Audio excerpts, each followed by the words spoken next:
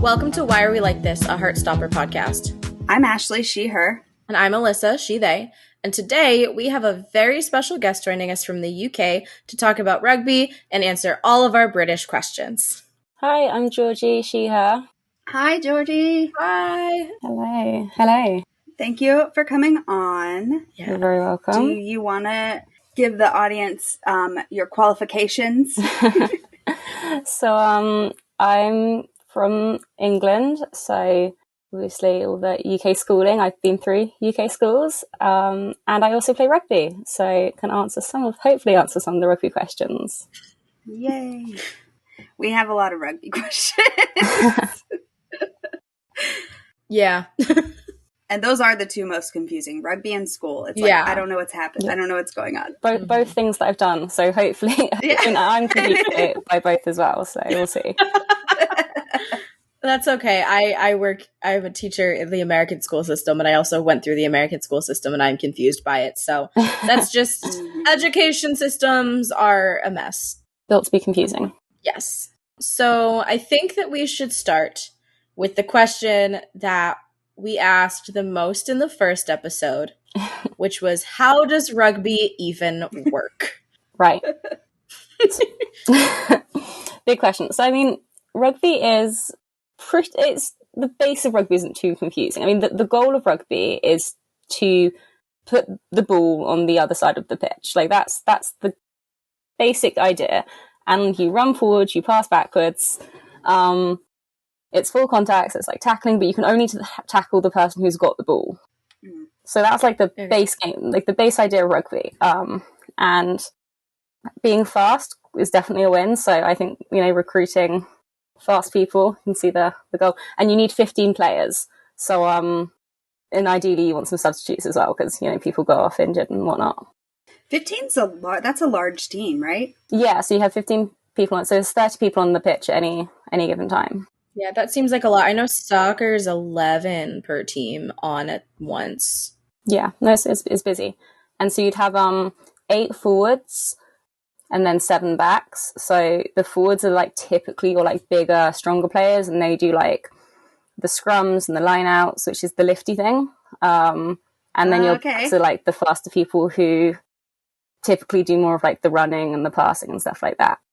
So explain the lifty thing. So the lifting is specifically for line out. So if the ball has gone off the side of the pitch, someone from the team who didn't knock the ball out will throw the ball in. And when they throw the ball in, the 2 other teams will sort of line up and they can lift one of their players into the air to try and catch the ball. So it's done like, it's only done during line out. So it's not done at any other time. It's like almost like a set move that you would do. Okay. I've been lifted a couple of times and it's terrible. I hate it. It's quite scary. And yeah, you're not allowed to like drop them when they're in the air or anything, but you can sort of like compete for the ball in the air. That makes more sense, because I was like, how is this feasible during a game? Yeah, no, only during like very set times, like when the ball's gone into touch on the sides. Okay, got it. Okay. So a scrum is because in rugby the ball has to travel backwards. So if you've it's called a knock on, but if you've knocked the ball forwards, it's a scrum to the team who didn't do it. So you have your 8 forwards, they kind of like connect heads.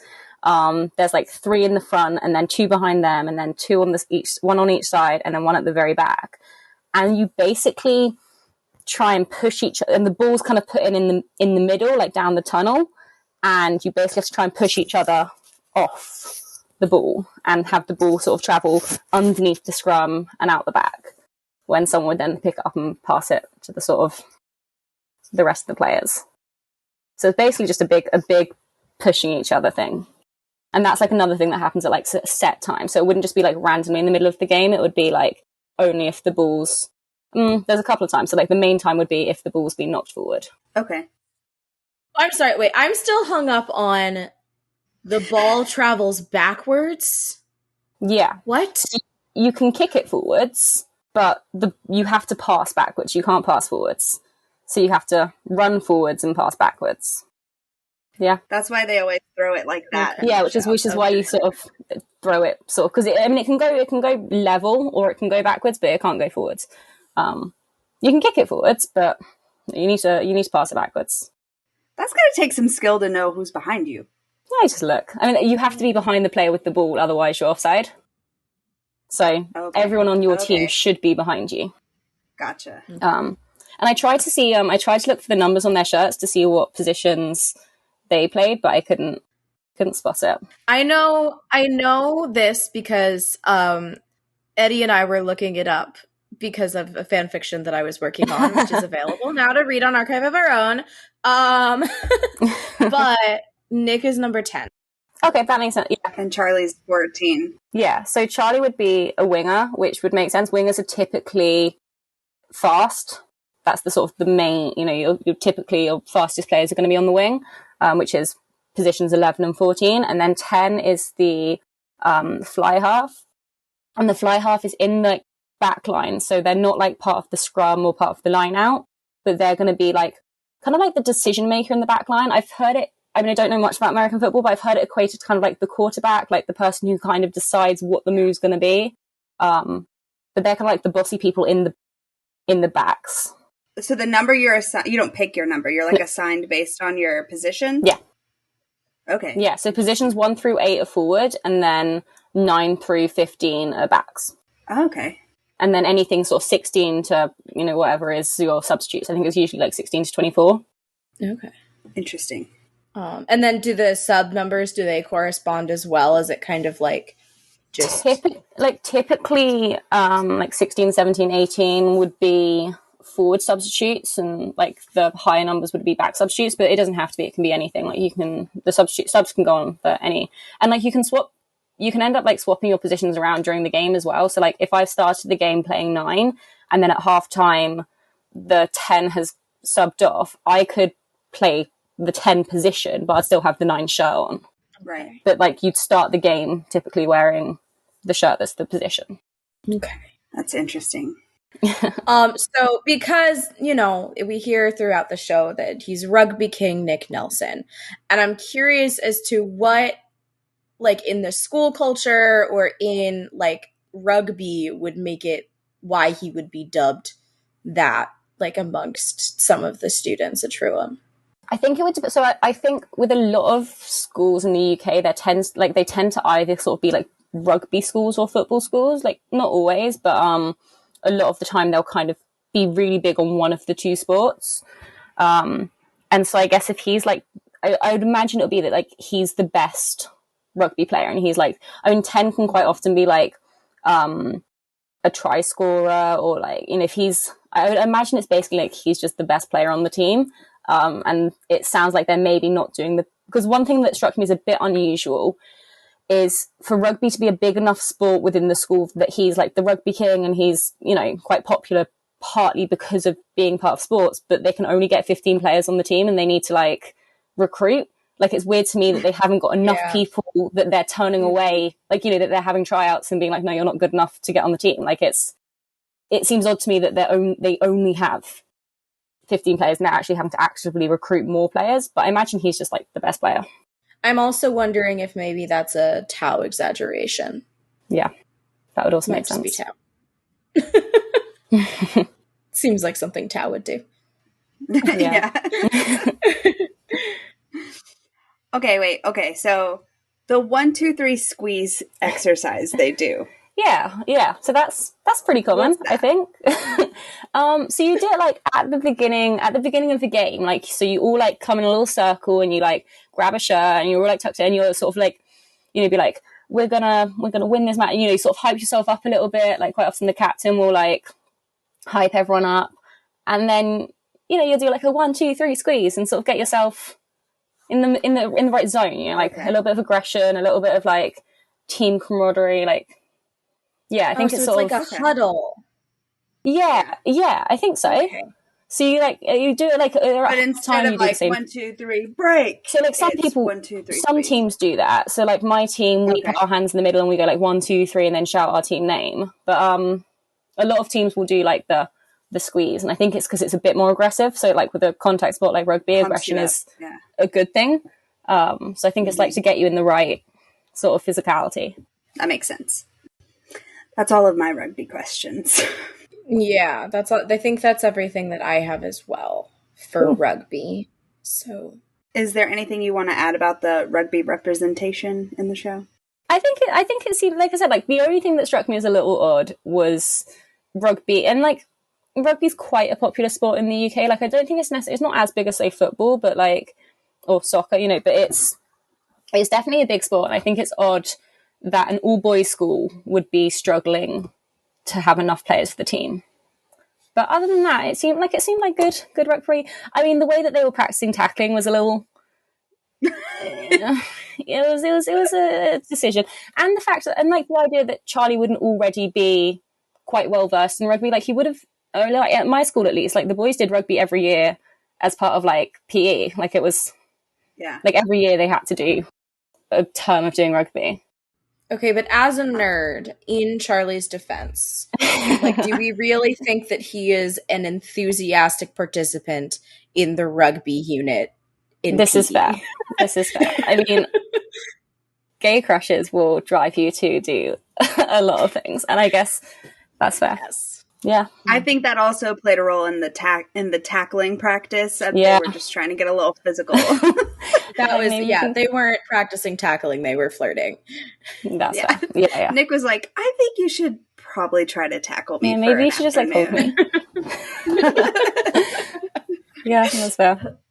Okay, so the other big topic we had was school, which I do understand a little bit better because you already explained it to me one-on-one the last time we were together. Yeah. And I have a vague understanding from being that like Tumblr era, like Anglophile, crazy Doctor Who person who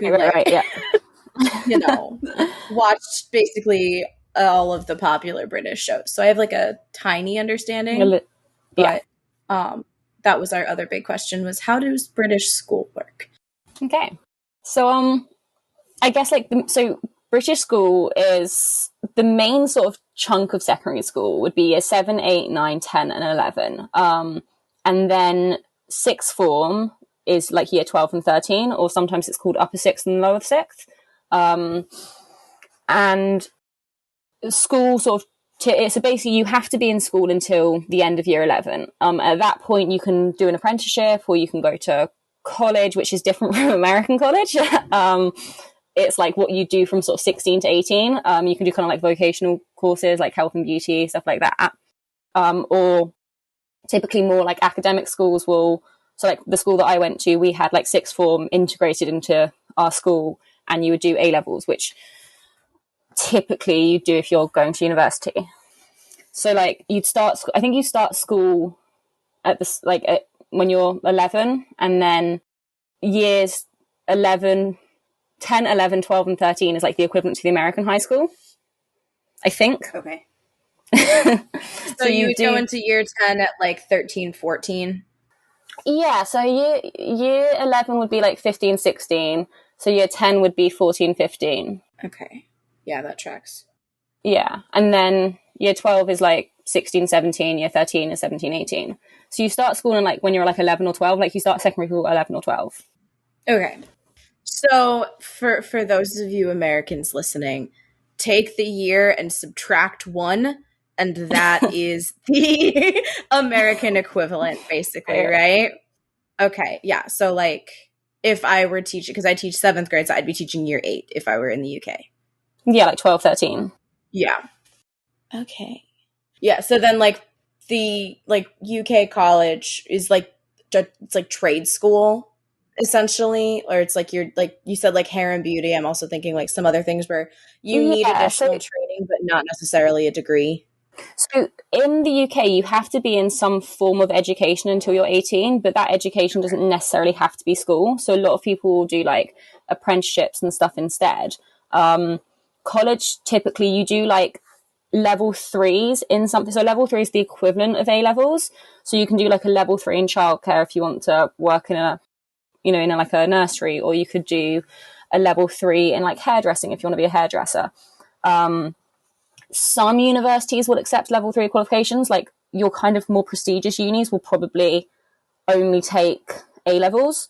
So if you're wanting to go to like, especially like a top uni, like, you know, Oxford, Cambridge, and like the other Russell Group unis, a lot of people you're going to go through and you're going to do your A levels. And in the UK, so for GCSEs, which is the exams that you sit at the end of year 11, most places you sort of have to do English and maths and some sort of science, but like you typically will do like 10 subjects ish, like anywhere between like 7 and 14 subjects I think you can do. Whereas A levels, you only do 3 subjects. So for your last 2 years of school, you'd only study. So like I studied art, politics, and biology. And I didn't study any other subjects when I was like from 17 to 18, you know, 16, 17, 18. But yeah, like, so for the A levels are kind of weird because like you could study maths, you could do like maths, further maths, and physics, and like never have to write an essay past year 11. That sounds horrifying. And you could also do like English history. You could do English literature, English language, and history, and never have to like do any science past age 16. Lit and Latin are different. That's cool. Yeah. I know in the US we have like AP courses, which are like college level classes that you take while you're still in high school. And so like you can do AP language and composition when you're in like it's like you do that and that's the prerequisite, and then you can do AP literature. But I like the idea of being able to like study both of those for 2 years. So even for so like for GCSEs at my school, GCSE English language and GCSE English literature were 2 separate GCSEs that I sat. Like we had one English class, but in the one English class we were studying for 2 separate exams. And Alyssa, for me, I just took AP English, period. There was just one? Mm-hmm. Interesting. I took AP Lang, and I chose not to take AP Lit the following year because the teacher for AP Lit, I took a writing elective with her and I hated her. So I was like, I don't want to take AP with this woman. Fair. Yeah, no, we just had like the overall broad subjects. There was like AP History, AP English, AP, well, the math is split up because obviously there's a bunch, you could take like AP Geometry, AP Calculus. So we don't have maths split up into different things. It's just maths, even in like A level. So the only slightly different thing is like we don't have any sort of like AP class, but you can do further maths or additional maths as like an A level subject. And so although typically you would do 3 A levels, a lot of people, if they're doing a 4th A level, they'll do their 4th A level being further maths. But a lot of universities, if you were to do like further maths and physics, they wouldn't count further maths and maths as sort of separate subjects, even though it's like twice the amount of work. But so a lot of people, if they'll do 4 A levels and they'll do additional maths instead if they're like really good at maths. But it wouldn't be split into like calculus or anything like that. It's just maths. Oh, so like in the UK, if you didn't like maths and you weren't good at it, you especially if you were planning on then doing a degree in something like, you know, English or something not maths or science related, you could do your maths GCSE at 16, pass that, and then never have to do any kind of maths again, which for a lot of people works really well. I also got lucky because I have a social work degree and they did not require me to take any math in university for my social work degree. So I did it in 11th grade and I've not done math since. Yeah, I've also not done math since I was like 17 years old. And my students ask me all the time to help them with their math. And I look them dead in the eye and say, I have not taken a math class since the year 2013. Are you sure that you want me to help you? Yeah. And then they run away. Yeah, so I think too, we were wondering what like a typical school day for like a year 10, year 11 would look like. Yeah. So I mean, I think it probably varies obviously from like school to school. I went to 2 different secondary schools. So like for the ones that I went to, which is potentially specific to my area, I don't really know, but we'd have like 5 or 6 lessons each day that would last either 50 or 60 minutes. So like the school that I went to that had 6 lessons, I think they were each like 50 minutes. And then the school that I went to that had 5 lessons a day, they were each 60 minutes, I think. So the school I went to, for like the bulk of my secondary school, we had 2 1-hour lessons in the morning, then like a 20-minute form time, where I really understand the point of form time, to be honest, still to this day. We'd have to like register. Sometimes we'd have assemblies.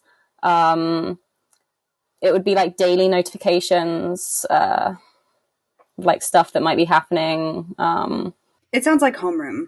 Yeah. Yeah, I think it's probably similar. And like, so in my school, we had vertical tutoring. So there was, rather than my form being people who were all in my year, my form had like 2 people from each year group. Okay. Which I think is maybe it's like in the school in Heartstopper, because they're in different years. And so I think maybe, Yeah. And I thought that was maybe what was happening. would it be common for them to would it be common for them to switch from like horizontal to vertical mid-year?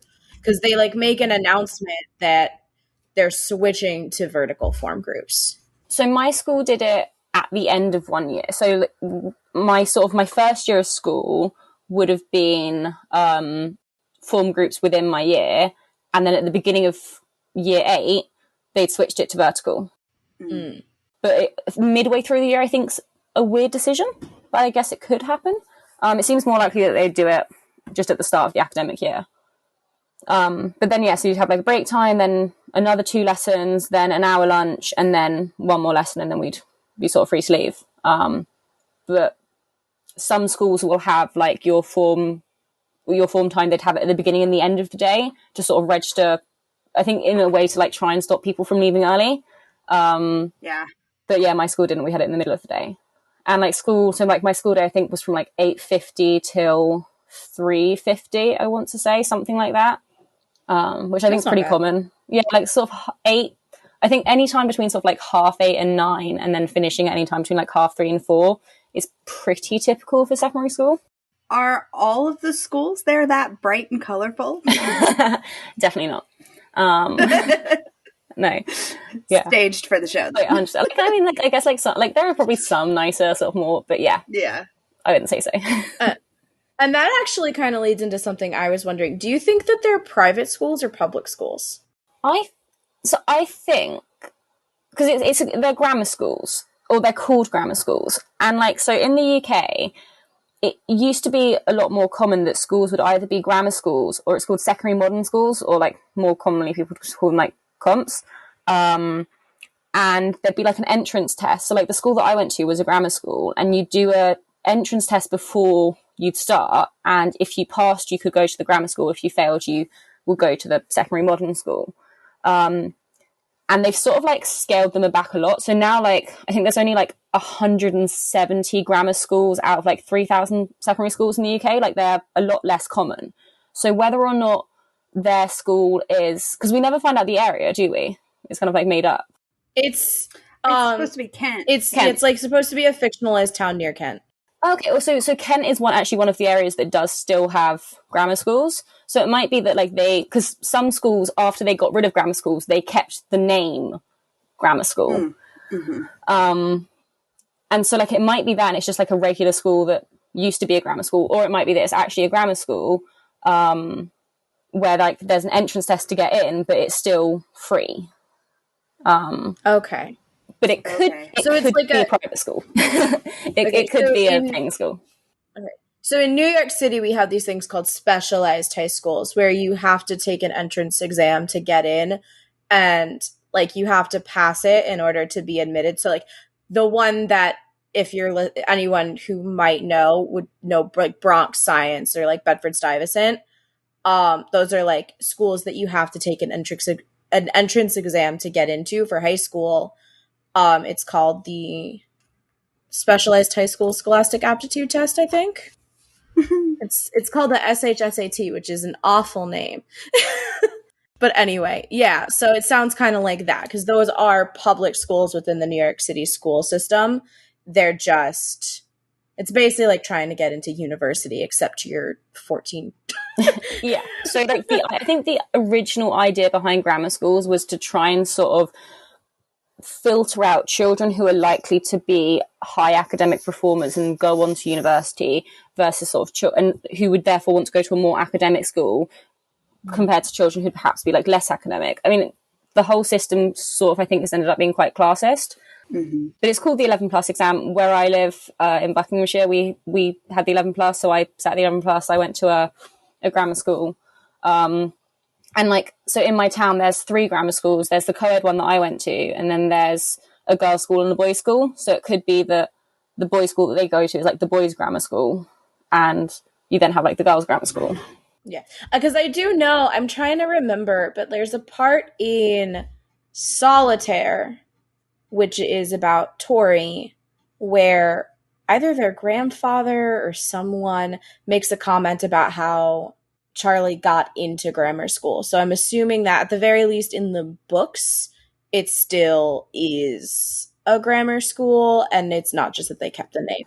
It doesn't really give me private school vibes. Like, Okay. private schools, I think it looks like I think it looks more likely to be a grammar school than a private school, just sort of in terms of like how posh it seems. And then our last school question was that, is it common for schools, and particularly, I guess, an all-boys school, to have a rule about how long your hair could be, and that would be a suspendable offense? I would love to say that that's ridiculous, but like, I don't. So obviously, like, I've never been to a boys' school, so I've never been to a single. Like, I've only ever been to co-ed schools, so like, I don't know for sure, but like stuff like that is definitely. I wouldn't be shocked. Like, my school, you weren't allowed to have, like, when I was at school, it was really popular to have like really short hair on the sides and like quite long hair on top, like a bit of a quiff thing going, and that wasn't allowed. That hairstyle was banned for some reason. And like, you wouldn't have been allowed to have like a mohawk or anything like extreme. So Yeah. rules, and like, you definitely weren't allowed to have your hair any sort of like non-natural color.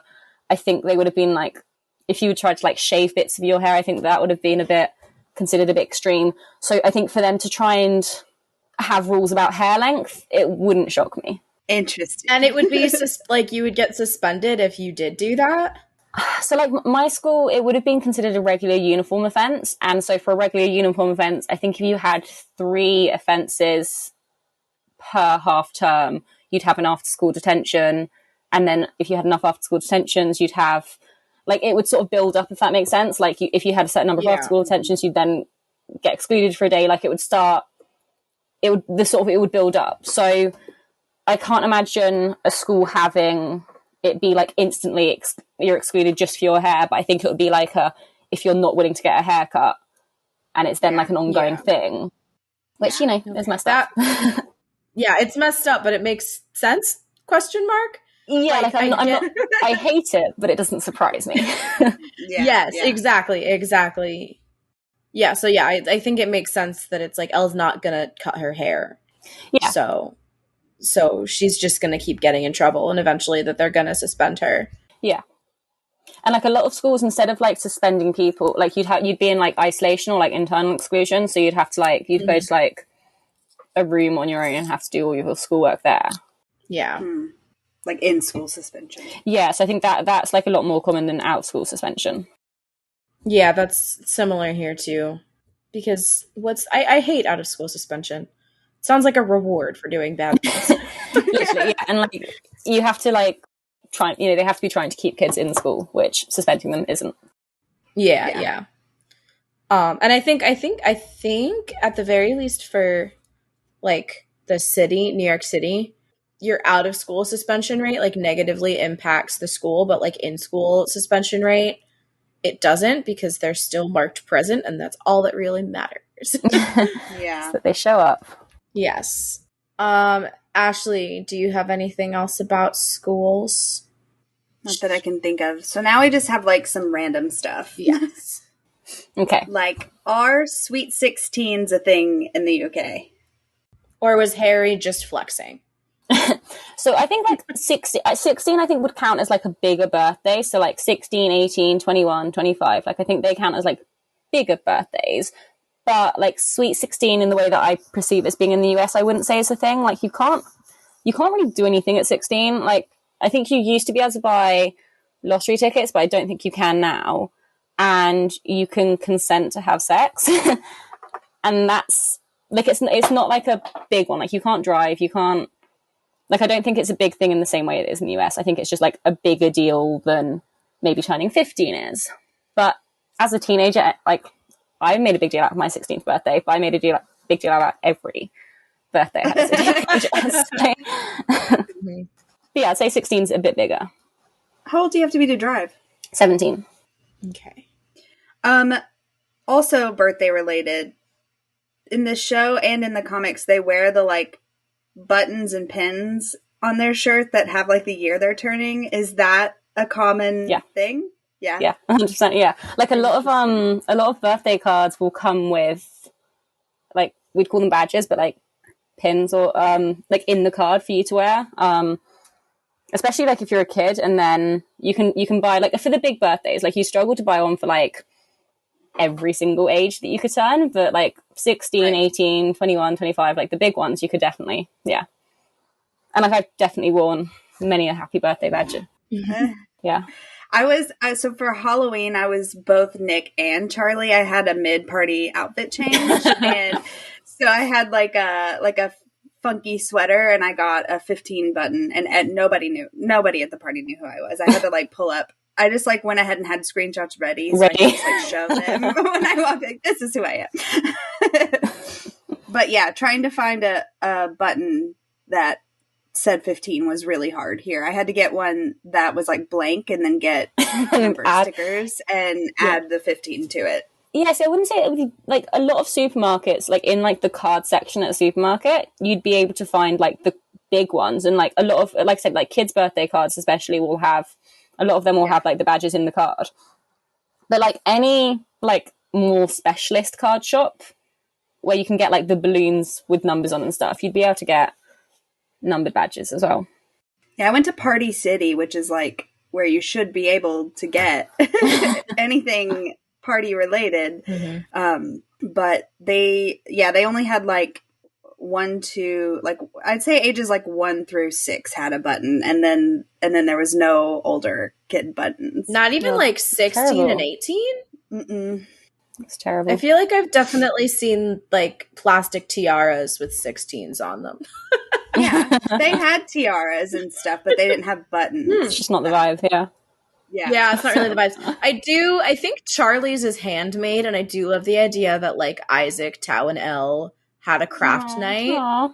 And like, is that a thing? Like, will you make, like, are there people who will, like, make them for their friends and, like, gift them? Kind of like how in my school we would decorate people's lockers for their birthday. That's really cute. No, like, one of my friends bought me, because my birthday's on New Year's Eve, so, like, we'll go out, but a lot of the time we're going out for New Year's, not for my birthday specifically. So, like, one of my friends one year, like, got me a big happy birthday badge so that everyone would know it's my birthday. But, like, I don't know, I don't really know anyone making badges, though, but I'm sure some people do. We don't really have lockers in the UK, so decorating lockers wouldn't be too much of a thing. Interesting. We were talking about how tiny the lockers in the show were. Yes, like, I think my school had lockers, but you had to, like, ask at the beginning of the year to get, because there weren't enough lockers for everyone to have one, so you'd have to, like, specifically say that you wanted one, and it's, like, a whole thing. But, like, because you just have a bag, and, like, I never had a locker because I was like, I can just carry my books in my bag. No, we weren't allowed to carry our bags.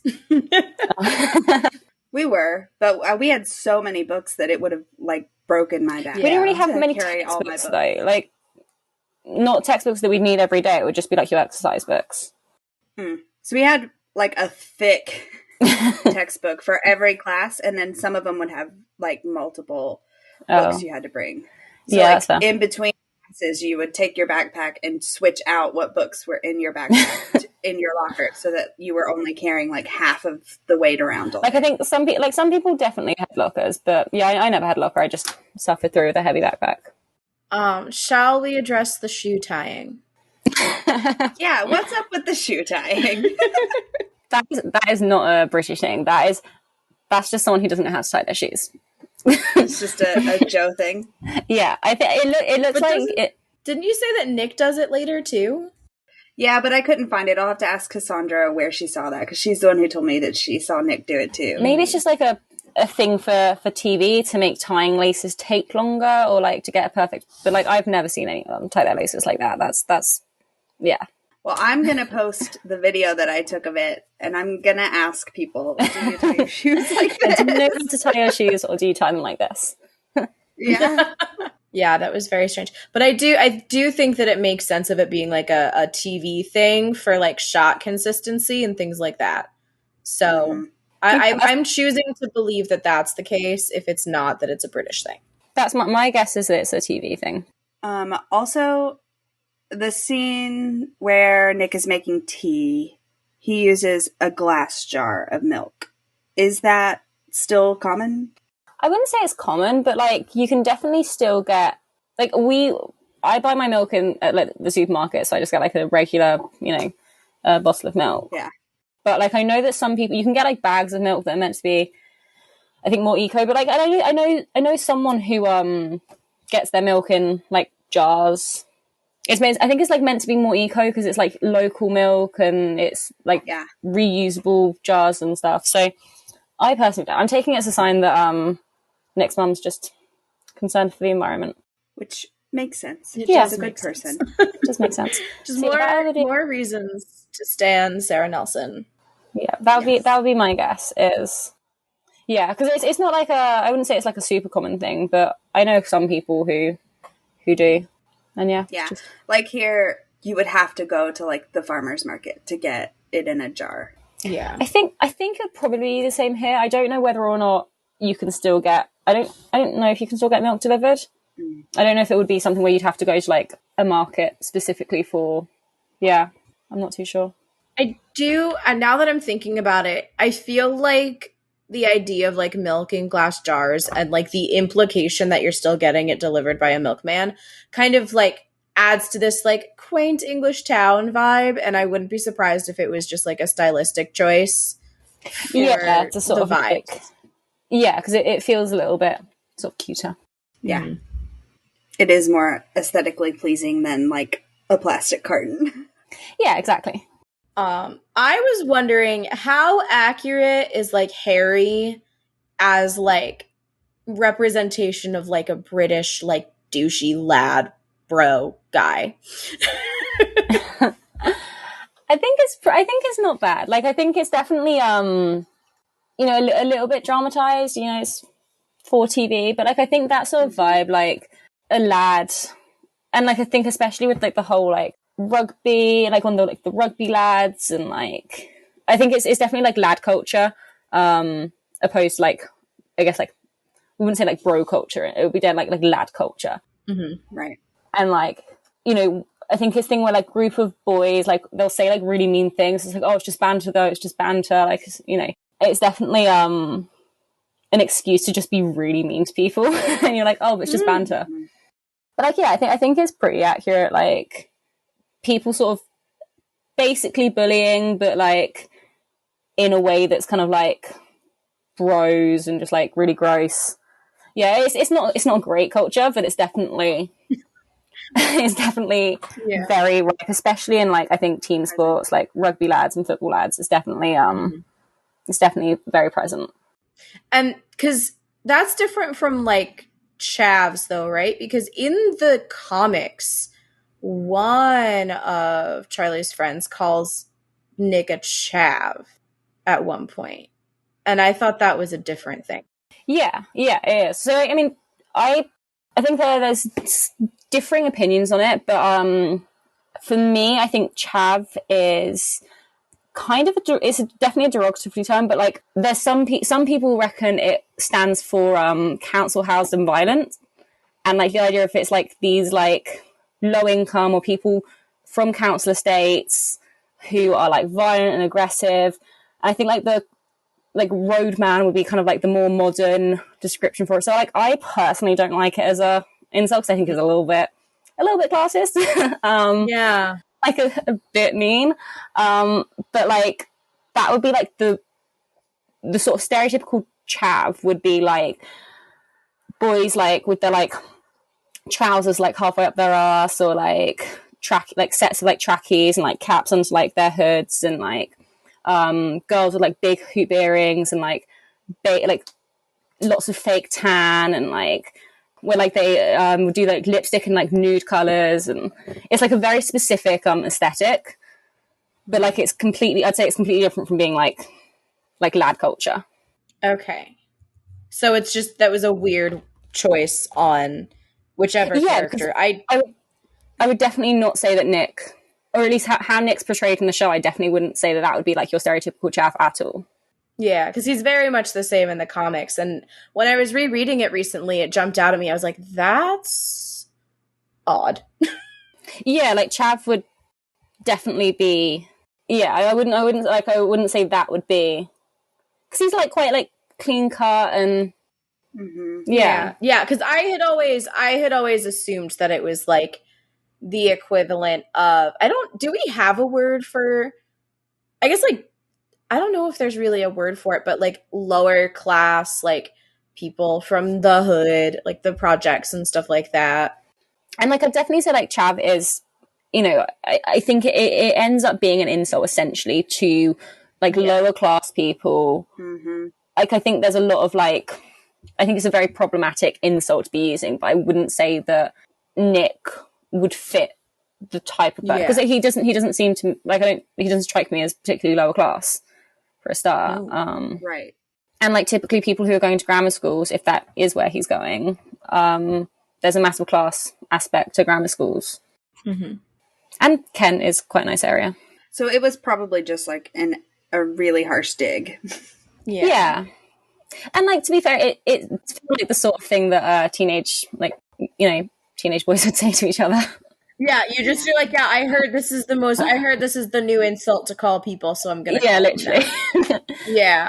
We also had some questions about some of the slang. So yes, we mentioned, Alyssa pointed out that they use dece for decent, which was something that we had never heard. I mean, I've never heard dece for decent, but like maybe it's maybe I'm slightly too old. Like maybe it's the teenagers of today. But I've never heard decent as dece. Okay, what about dick nozzle? Because that's something I've never heard either. And they say it a couple of times.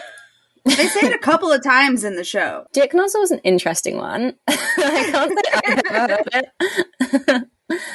Dick nozzle. That's definitely part of like a trend of just kind of like taking nouns and combining them with euphemisms for the male sex organ. Uh-huh. Yeah, that's a thing. Yeah, and it feels like the sort of thing that teenage boys would say. Like, I think that fits. Just like also dick, anything. Update. It is in it's on page 23. Tao is in fact the one who says, "Come on, he's a fucking chav. He calls everyone mate and probably throws food at people on the bus." I'd say like the sort of like antisocial behavior is perhaps associated with like chav as an insult. But I would personally say that there's more sort of class elements into the insult as well, rather than just. But yeah. So Tao is in fact the one who calls Nick a chav, which again kind of tracks. Yeah, it's not looking good, is it? No, I promise there will be good things that I have to say about Tao. Tao needs to read. There's a book called Chavs: The Demonization of the Working Class by Owen Jones. Tao needs to read that, and then he'll make better language choices, maybe. Isaac's probably read it. Isaac should know. I was about to say, Isaac probably split it to him after he said it. It was like, here's a book recommendation. Well, no, Isaac wouldn't have, because he's not in the comics. Oh, yeah, well. We'll just graft him in. I'm sure that TV Tao needs to read it as well. Yeah. Did you say was he a knob? No, I skipped it. You skipped that. Okay. Because Tori asks, because when Charlie says he broke up with his boyfriend, meaning Ben, Tori asks, was he a knob?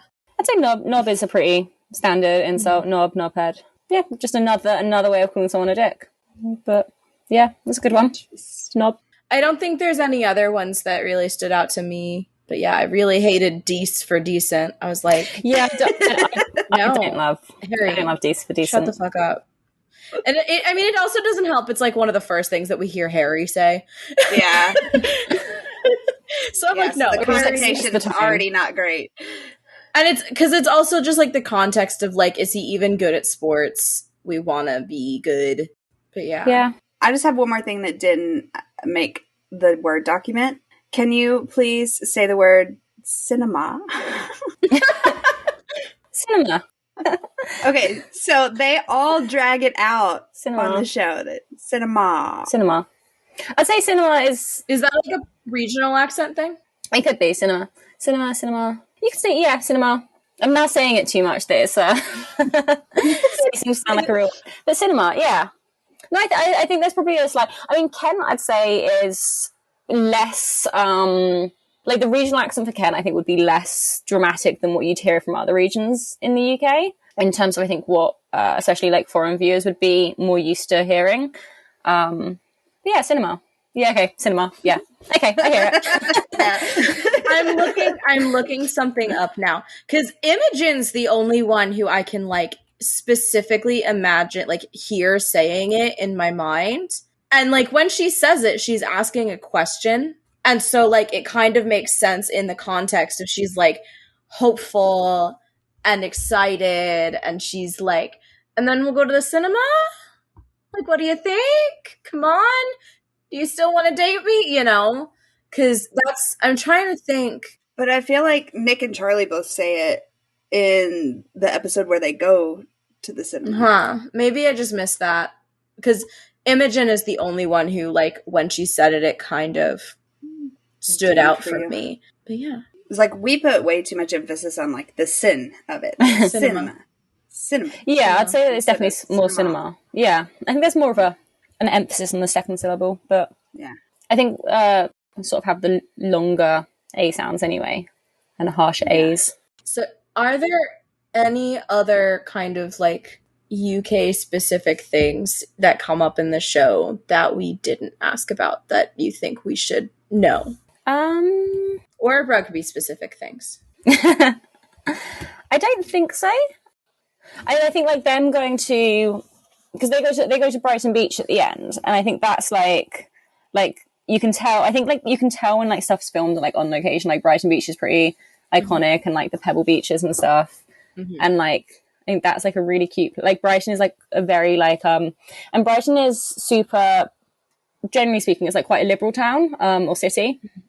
So I think them going there makes a lot of sense in terms of, like, I think it fits. They haven't gone to, like, some little conservative area. Like, they've gone to, like, I mean, Brighton's, like, huge on, like, gay rights. They have, like, it's definitely, like, a super liberal place to live. So there's something quite nice about them, like, being there at that point. A safe space. Yeah, exactly. Is it a reasonable day trip from Kent to Brighton? Yeah, I think, I mean, yeah, because Kent's, like, because Brighton's on the south coast. It's literally, like, straight down. Yeah, you could definitely get from Brighton to Kent really easily. Okay. Or from Kent to Brighton. Let me have a look. It'll be, like, an hour, just over an hour drive. Easy peasy. Oh, yeah, that's not bad. Yeah. That's not or a 3.5 hour train journey, which would be a little bit less fun. But and they do take the train. They took the train, yeah, 3.5 hours. I wonder if it's better if you do it, like, a good time of day, though. Yeah, I think because, yeah, that's it. Yeah, I mean, I think it would be, like, a good couple of hours on the train, but it's definitely doable as a day trip. That just makes his wet shoes even worse.